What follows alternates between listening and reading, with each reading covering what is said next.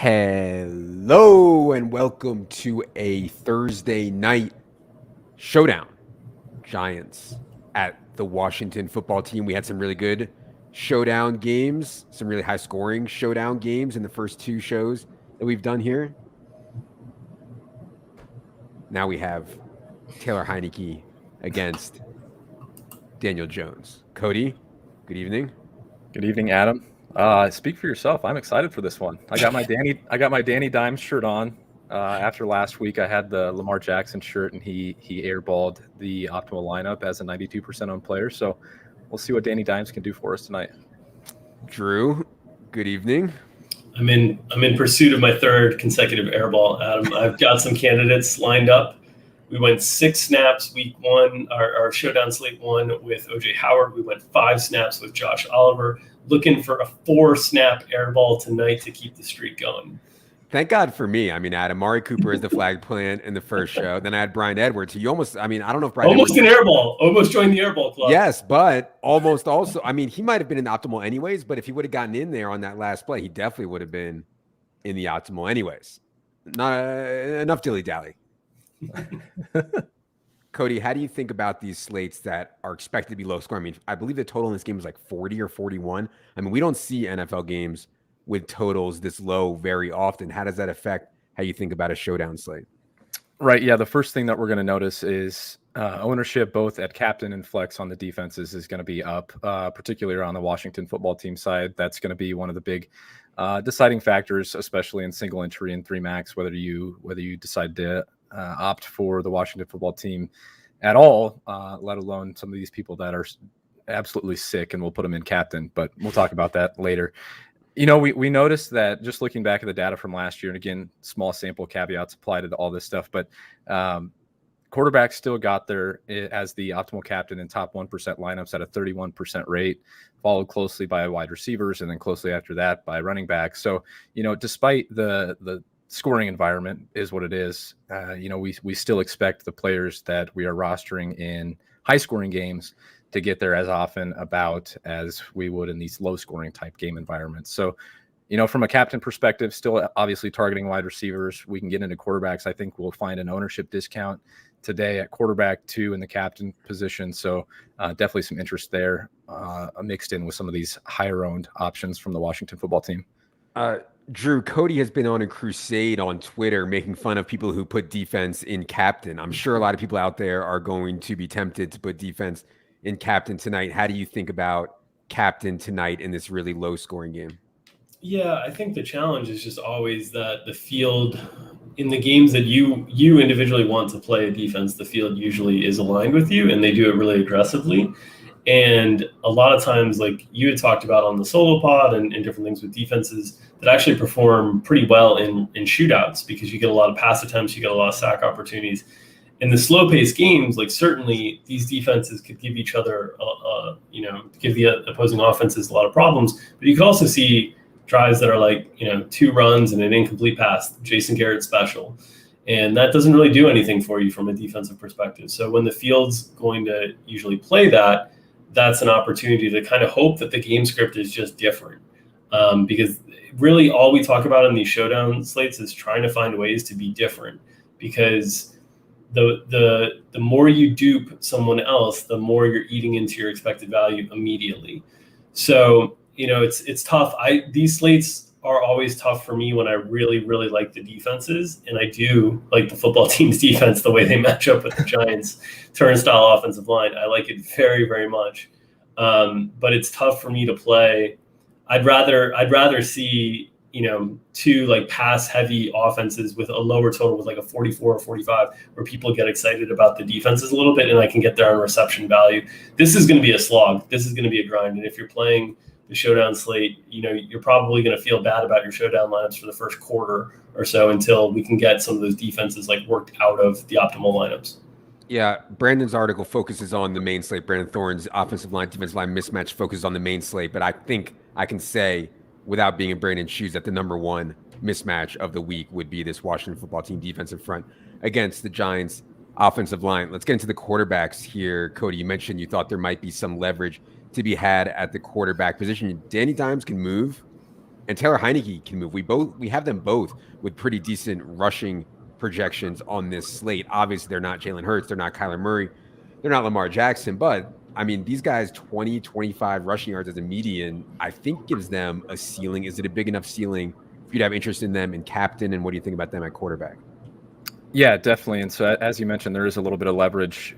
I noticed dating back to last year, it was about 26% of the field rostered a quarterback at captain in these low total games, and 31% of the field did it in top 1% lineup. So there is a little bit of leverage there. And I think the captain ownership at quarterback will be even lower tonight, especially for Danny Dimes. I think these guys project well enough from a median and raw perspective. And the salary isn't really in play as we'll get into with some of these cheaper options. But I think that these guys will garner quite a bit of ownership.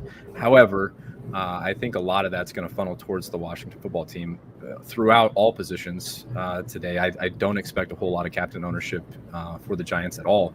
And starting with Danny Dimes, as you mentioned, he is willing to take off and run.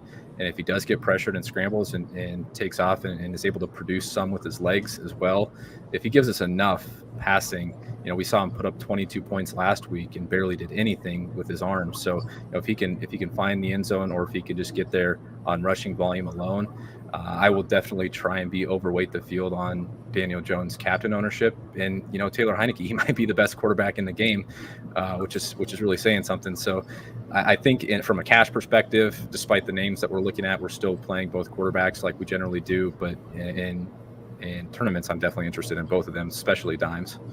Cody hit on something there, Drew, where in the previous showdown slates that we've done this show for, it's like been hard to fit guys. Like we've had to play OJ Howard, we've had to play Josh Oliver or Gio Bernard or whatever. In this slate, it's like hard to fill out your salary almost. I'm sure people are asking themselves, how much can I leave on the table here? What is right with my salary? How often are you going to go anywhere near the max tonight?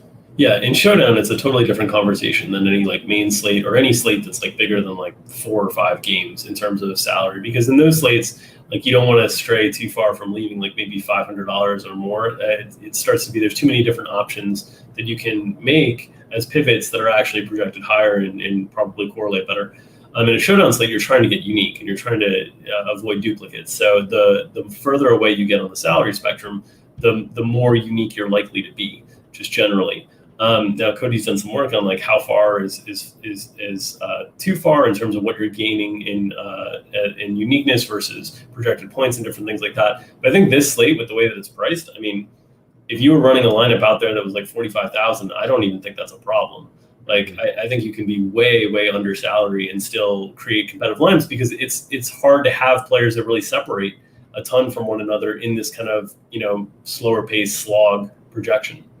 Let's talk about the running backs, Cody. There's a lot to talk about at the running back position because Saquon Barkley, there was so much rhetoric around Saquon Barkley, them easing him in, and they did ease him in a bit in week 1. I think our projection was around right, somewhere between 11 and 14 touches. We have him projected again, somewhere between 12 and 14 carries and maybe 2 to 3 targets, something like that. Devontae Booker is going to mix in as well. He's priced, however, at full speed. Saquon. My take on Saquon is that he's going to have so many like negative runs and 1-yard runs and 2-yard runs this season, but he's also going to have, a fistful of 60-yard touchdown runs. And obviously on Showdown, that makes a big difference. We have his ownership projection extremely low for Saquon Barkley here, especially on a slate without stars, but everybody is aware of it. Our projection is very low relative to salary. So what do you think about him, Cody? And Antonio Gibson is the guy everybody's excited about.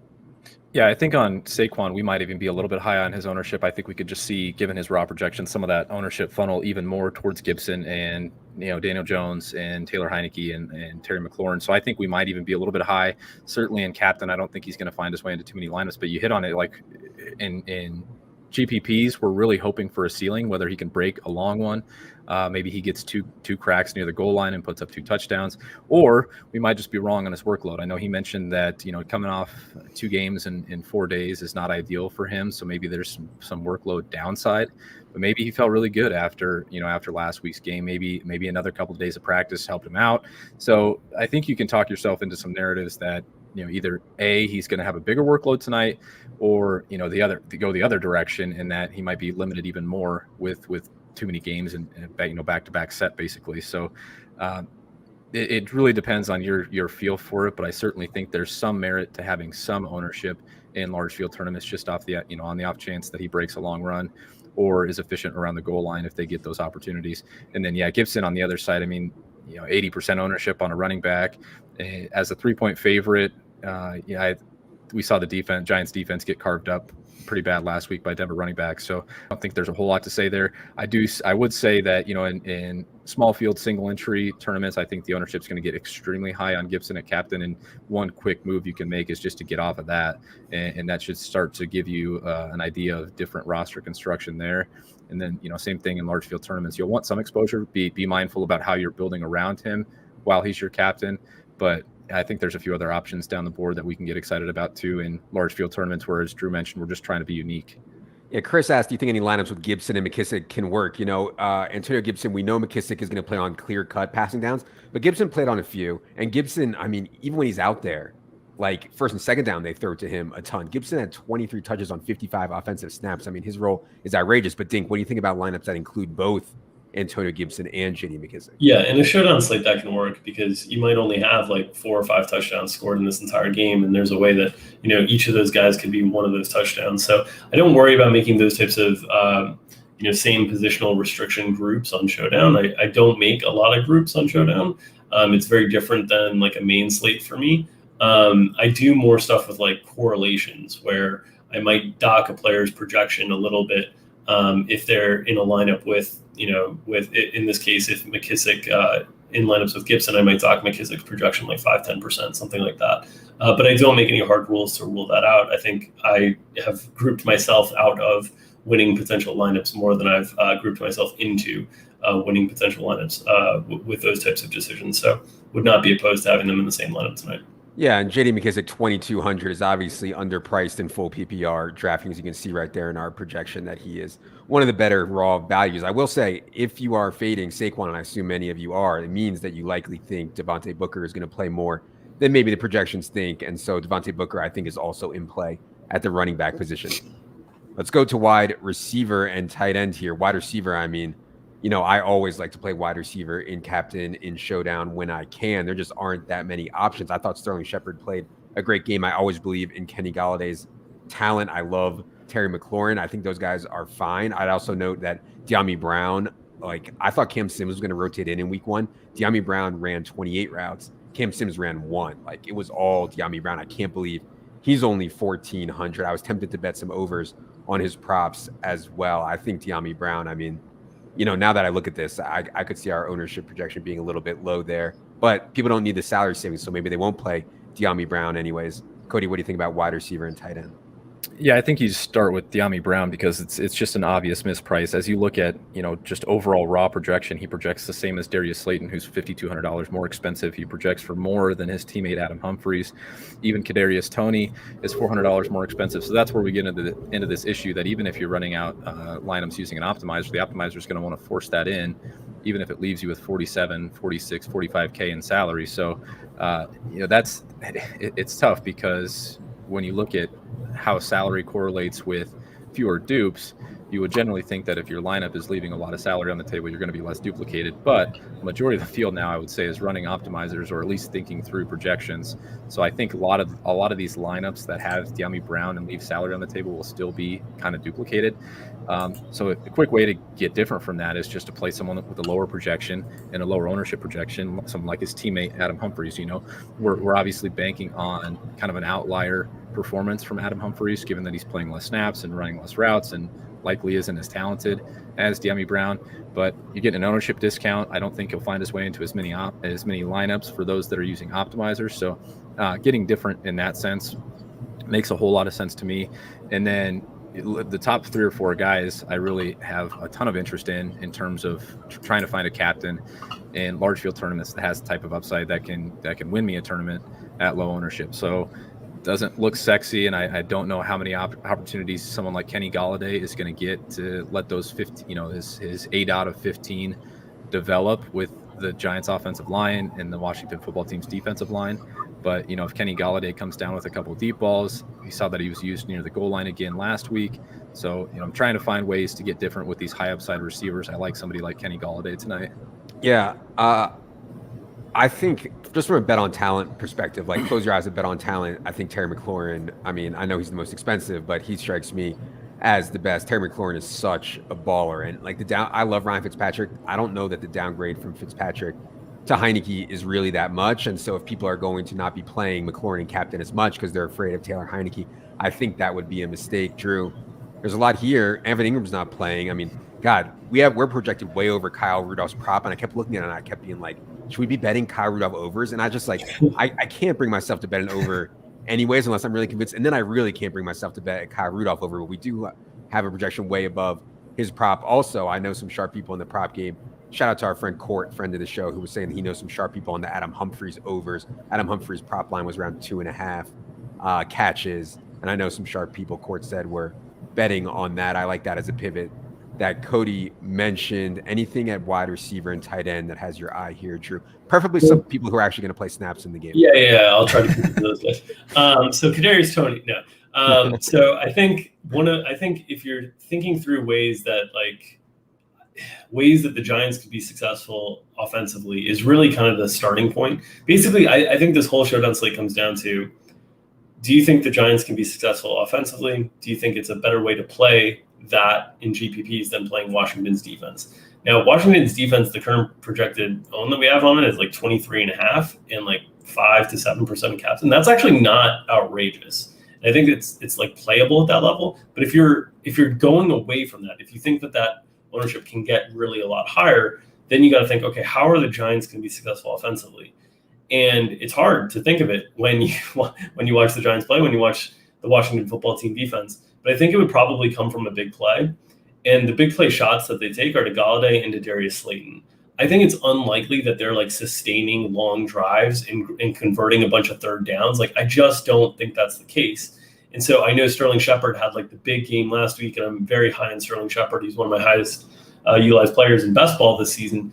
But I think that will carry over some field utilization and ownership from last week. And I think the way that the Giants are successful is probably through big plays, and that's Slayton and Galladay are the guys. And they're going to come with less ownership than Shepard, like Kyle Rudolph, those types of guys. I just don't see the Giants like converting a bunch of third downs and like constantly moving the chains. I think it's going to have to be a big shot. And so I'd rather kind of focus my attention on those two guys if I'm looking at the Giants offense. Yeah, I think that makes a lot of sense for sure. I have a bet on Sterling Shepard under 61.5 yards in this game, so I'll be watching that closely for sure. We already addressed defense and kicker a little bit. I just want to circle back here because I always think it's important in showdown slates. Cody, defense and kicker for you on this slate specifically. We already talked about Washington. What about Giants defense and the kickers? Yeah, first on kickers, because Drew mentioned it last week, and I think he really eloquently pointed out why kickers can make sense in these low-scoring game environments, and then we ended up getting, I think, 60 points out of Raiders and Ravens, and the kicker almost got there anyway. But, in these low-scoring game environments where we're not projecting a lot of points and we're not projecting high play volume, only takes a couple of field goals, like 2 field goals and an extra point might be plenty for one of these guys to crack the optimal lineup where their salary is. So yeah, kickers make a lot of sense. I know I got a question in Discord earlier if double kickers even make sense. Certainly in small field tournaments, cash, double kickers fine, I think. And then Washington football team, we've got them at 29% total ownership and 5% captain ownership. I'm worried that I'm going to be a little bit low there. Again, you just really don't need the salary relief. So where they only project for 8 points, like optimizers are going to just force in the higher owned players. So maybe there is more merit than I'm giving it credit for playing it in large field tournaments. I would just caution at captain. I think that there's very thin routes at captain unless you're getting the strip sack, 6, Chase Young is running back for a touchdown, that type of thing. Unless you get those outcomes, it's going to be really hard for them just to get there on sacks alone. So, there might be some more merit than I'm giving it credit for in flex, but it's still really tough for them to be the optimal captain, even in these low scoring game environments. Okay, you guys can start getting some questions in. We got about 5-10 more minutes here. Go ahead and fire in some questions. We always like answering questions from the fans. B. Lusk was actually the Discord member of the month this past month. He says, I can't bet money on Jason Garrett and Danny Jones. I just can't do it. Fair take. Garrett asks, why not a fitted? I believe he's referring to my hat. I thought fitteds were out and snapbacks were in. If that's wrong, tell me otherwise. I I really don't know. Chris says Giants will be lucky to score more than 10 to 14 points. I think that's the chalk take, right? That the Giants will be lucky to score at all. So one guy we didn't touch on heavily is Logan Thomas, and I know we've got an under prop on him. I know that's probably contrarian to the field, and the Giants historically have been a team for decades that have not invested in linebackers and safeties. That's changed a little bit the last few years, but he's one of these options that I think is going to command a lot of attention. I think you're going to see a lot of builds that have a lot of funds going directly to the Washington offense, to the pieces that the names Heineke, McLaurin, Gibson, Thomas. Like I think you're going to see lots of builds that are trying to squeeze those four guys in. How do you feel about Thomas tonight, Adam? Yeah, so just because we have an under on a prop doesn't mean we think he's a bad fantasy play. That goes back to, when we bet a prop, we're not thinking about ceiling at all. We're not thinking about mean at all. We're only thinking about median. And so I don't want people to get confused and say, oh, I bet the under on Sterling Shepard. He's a horrible play in fantasy. Or I bet the under on Logan Thomas. He's a horrible fantasy play. It's totally, totally different. Much like I thought about TJ Hawkinson on the main slate last week. It's like he's one of the few guys on the slate who, if he caught 7 or 8 balls, I'd be like, oh, yeah, that makes sense. Logan Thomas caught 7 or 8 balls. So yeah, I think that's definitely in the range of outcomes. I have no problem with him whatsoever. Timmy says snap back all day. Thank you, Timmy. It's like when I growing up in like the 90s and stuff, we all wore the flannel, like the kind of plaid flannel. And then one day I was wearing the plaid flannel and somebody told me it was out. But then like maybe a year ago, somebody told me that the plaid flannel was back. So I went back to my closet. I brought back all the plaid flannel. All right, from Preston, can you use Danny Dimes and Washington football team in the same lineup with neither at captain? Cody, what do you think about that? Yeah, I think that's totally fine. And I think, you can actually, this sounds crazy because it's something that you would generally group out or even like strongly negatively correlate. But if you want to have a unique lineup and play Daniel Jones for his projection and play the Washington football team, I don't have a problem playing Daniel Jones at captain and then leaving Washington football team in there. If he throws a pick 6 and that's the outcome that you're hoping for, then he's obviously going to be playing from behind, hopefully more pass volume. So I don't hate that, and you're going to be unique. I think we actually saw something like that win last year. So seems crazy, but I don't hate it.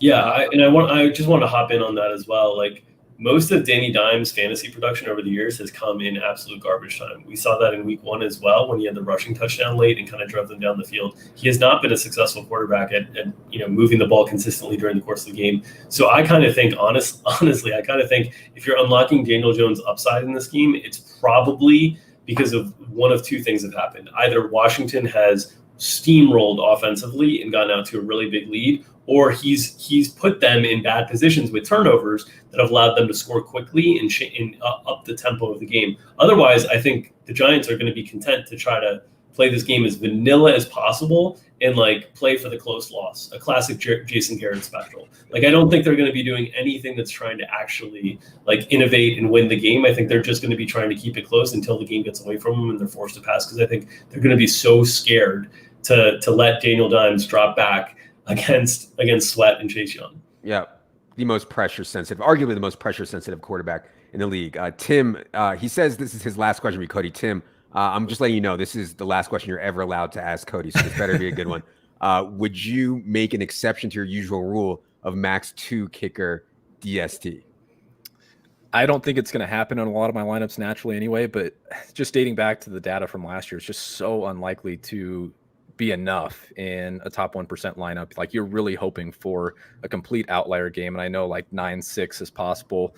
But I still think that if you're ending up with 3 of those players in a lineup, or if you're hand building and you end up with 3 of those players in a lineup, you're just really asking for a lot from the game for that to win.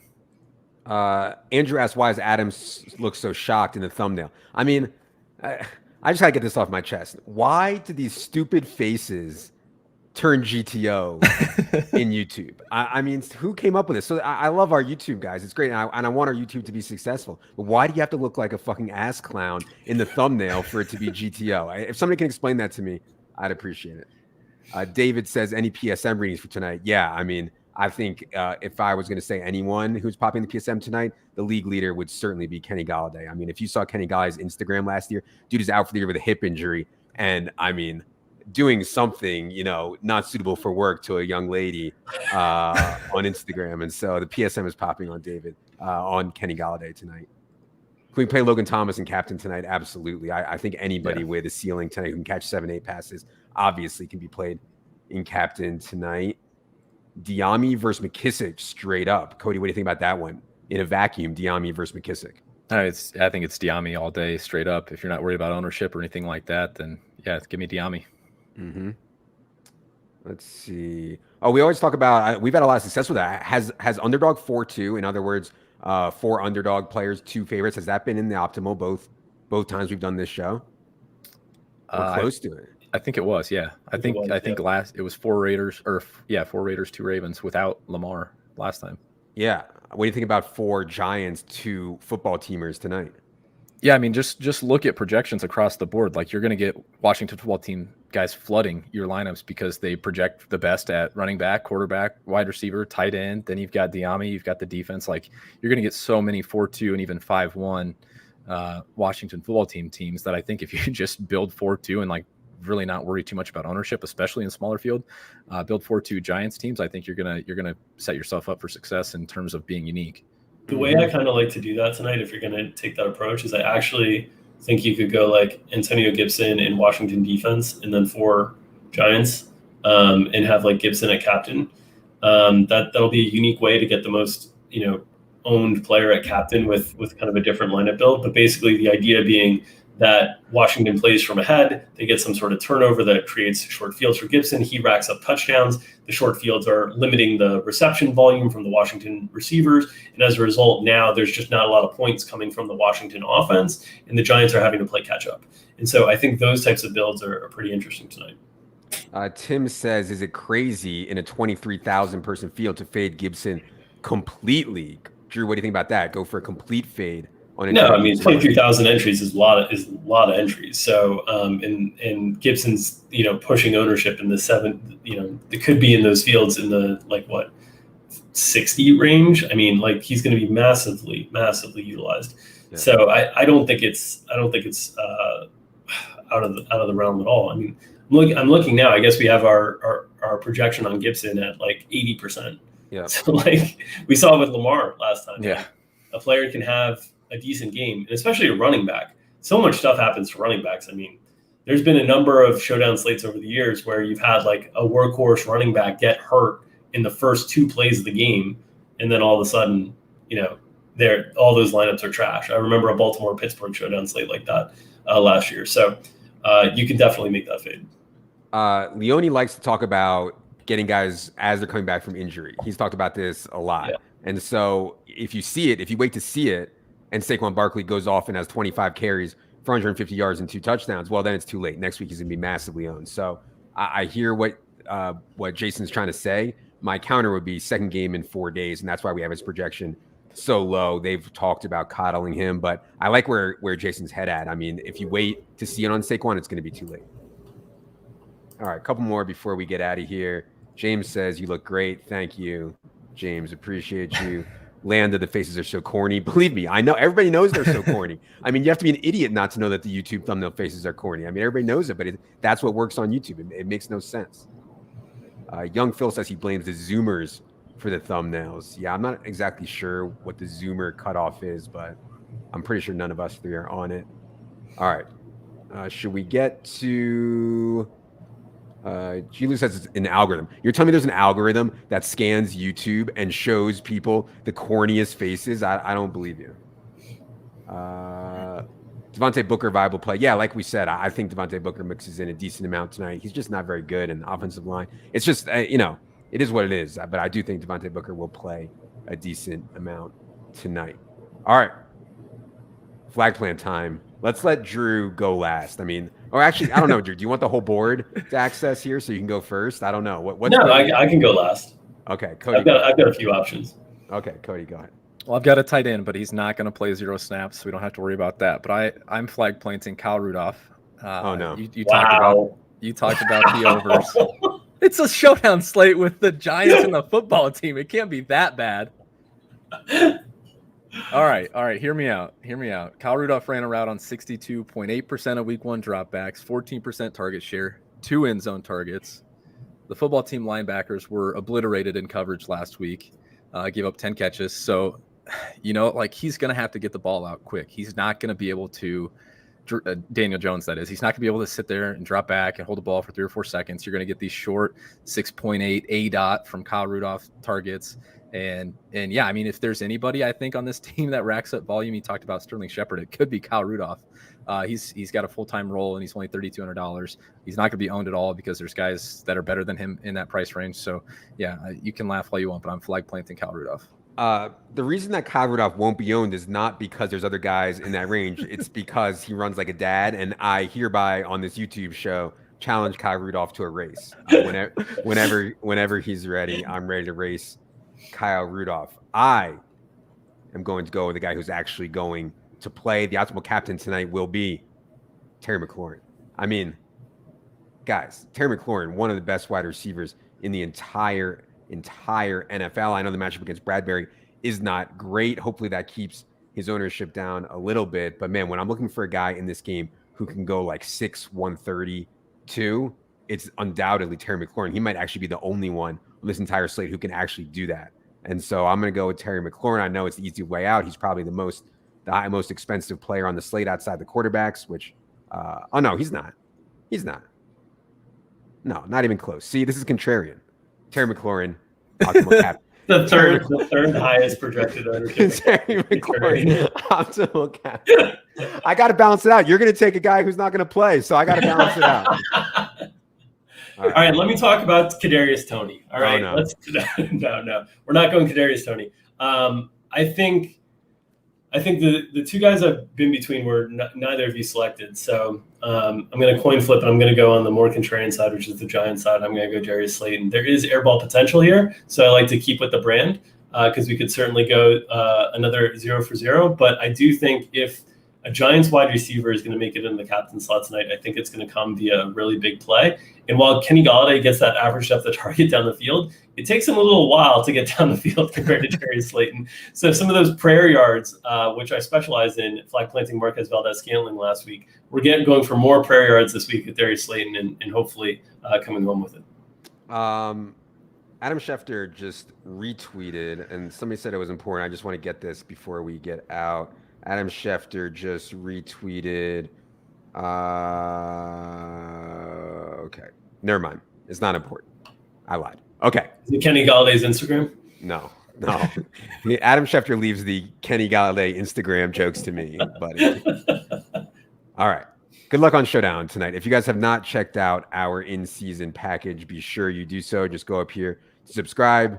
We have all of Cody's work for all of the Showdown slates. If you're into the Showdown game, obviously we have all our other content here. We do have monthly and weekly options available now if you just want to check it out down here as well. For Cody, for Drew, for producer Adam, I am Adam. Good luck, everybody.